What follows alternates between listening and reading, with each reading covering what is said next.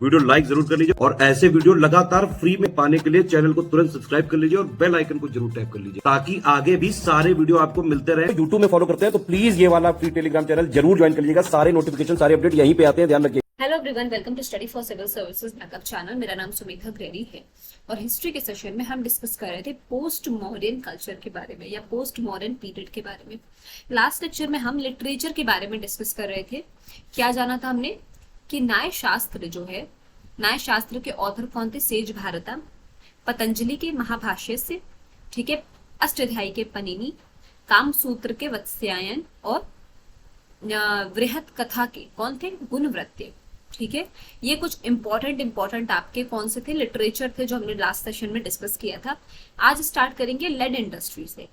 तो India came to know about lead extraction early in the Christian era.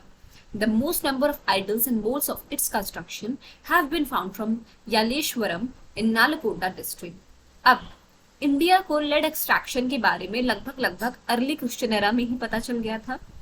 सबसे ज्यादा number of idols या moulds, हम कहेंगे मोल्ड्स क्या होता है? सांचा of its construction have been found from, कहाँ से मिलता है?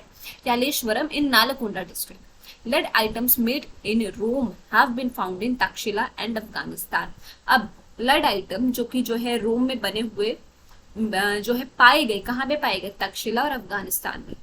Indo Greek rulers first introduced gold coin, ये बहुत बार पूछा जा चुका है, ठीक है, कि सबसे पहले गोल्ड कॉइन किसने इंट्रोड्यूस कराया था? तो इंडो ग्रीक रूलर ने इंट्रोड्यूस कराया था, ठीक है। दे वेयर 133 ग्रेन्स इन वेट। कितने के वेट था जो उन्होंने इंट्रोड्यूस किया था? 133 ग्रेन का वेट था उस कॉइन में, ठीक है। The Satavahana rulers were the first to issue lead coin. अब लेड कॉइन किसने सबसे पहले इंट्रोड्यूस कराया? सतवाहना रूलर। ये रट लो प्लीज यार, ठीक है, वरना फिर दिक्कत हो जाएगी बाद में। ये सारे सवाल ना आपको टिप्स में होने चाहिए कि सबसे पहले गोल्ड कॉइन किसने इशू कराया? Indo Greek rulers. कितने वेट का था? 133 grains. Lead coin Satavahana rulers, ठीक है। Apart from this they also issued coins of silver, copper, potin etcetera. Images of ship, fish, conch are found on them. Coins पे कैसे कैसे images होते थे? शिप्स के, नाव के, मछलियों के, शीप के, कॉन्च के, ठीक है। इन सबके जो है हम कहेंगे इमेजेस पाए जाते थे, हम कहेंगे ठप्पा पाया जाता था, ठीक। तो ये हो गया आपका लेड इंडस्ट्री। अब आ जाते हैं बिजनेस पे। The most prominent feature of post modern trade was India's flourishing trade with Rome. अब पोस्ट मॉडर्न कल्चर या पीरियड में सबसे इंपॉर्टेंट फीचर क्या था? इंडिया का जो रोम के साथ ट्रेड हो रहा था वो बढ़ता जा रहा था। तो India's flourishing trade with Rome. This trade was during the rulers of Rome, Augustus, Tiberius and Nero. अब ये कब था, किस टाइम पे था? जब रोम के साथ भारत का व्यापार बहुत ही चरम पे चल रहा था। उस टाइम रोम के रूलर्स कौन थे? ऑगस्टस, टिबेरियस और नेरो थे, ठीक है। Most of the trade took place during the region of Augustus. Most of the gold coins of his time have been discovered. अब सबसे ज्यादा गोल्ड कॉइन या सोने के सिक्के भी आपको ऑगस्टस के टाइम के ही मिलेंगे। Pliny in his book natural historica expresses sorrow over Rome's drain of wealth to India. अब एक बुक है नेचुरल हिस्टोरिका, ये पहले पूछी भी जा चुकी है। किसके द्वारा लिखित है? प्लिनी के द्वारा। इसमें क्या बताया गया है? रोम की drain of wealth to India, Rome का जो हम कहेंगे कि जो उसकी वेल्थ खत्म हुई उसके बारे में बताया गया है। तो नेचुरल हिस्टोरिका बुक किसके द्वारा लिखी गई है? प्लिनी के द्वारा। इसमें क्या चीज का एक्सप्रेशन है, क्या चीज एक्सप्रेस की गई है? Rome's drain of wealth to India expresses sorrow over the Rome's drain of wealth to India, ठीक है। ये था आपका बिजनेस। तो अगर पोस्ट मॉडर्न कल्चर में कभी भी बिजनेस से रिलेटेड क्वेश्चन पुटअप होता है तो सबसे ज्यादा ट्रेड कहाँ किसके साथ फ्लोरिश हो रहा था? रोम के साथ। उस समय रोम के रूलर्स कौन था? ऑगस्टस, टिबेरियस और नेरो। अब आ जाते हैं मेजर पोर्ट्स पे, ठीक है।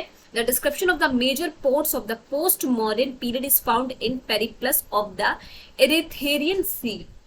अमंग दीज बैरागाजा और भरोच और बारबेरिकम, अरिकमेटू, मुजरिस, ये सब क्या है? For import of gold and silver etcetera are prominent. अब major ports post modern period के कहाँ पे पाए गए हैं या फिर किसमें उल्लेख है?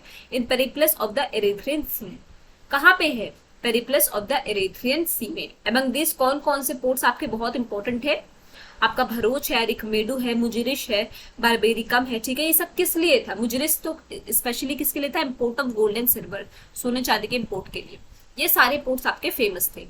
इन post modern period ivory and gold came from Ethiopia. अब ये भी पूछा जा सकता है कई बार, कुछ टर्म्स देखे कि गोल्ड और आइवरी कहां से आता था, इथोपिया से। Trade from China was flourishing, Chinese textiles are called chinapattas, while bamboo got its name kichaka. Buddhist preacher arrives in China in 65 CE.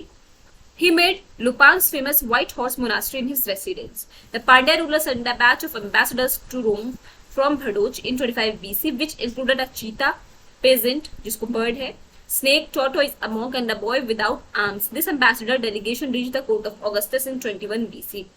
अब कभी भी ये सवाल पुटअप होता है कि ambassadors, a batch of ambassadors, राजदूतों का एक बैच पूरा भेजा गया था रोम में, किस रूलर के द्वारा, तो पांड्या रूलर के द्वारा 25 बीसी में। उसमें क्या क्या था, चीता था, प्रेजेंट या एक बर्ड थी, स्नेक, टोर्टोइस, एक मॉन्क और एक बॉय जिसके हाथ नहीं।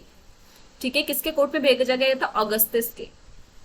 ये कुछ इंपॉर्टेंट पॉइंट्स थे आपके मेजर पोर्ट्स को लेकर। आगे का लेक्चर हम नेक्स्ट सेशन में लेंगे।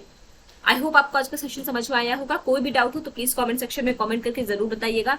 और अभी तक अगर आपने चैनल को लाइक शेयर सब्सक्राइब नहीं किया तो प्लीज कीजिए और बेल बटन को प्रेस करना ना भूलिए। Thank you so much for watching.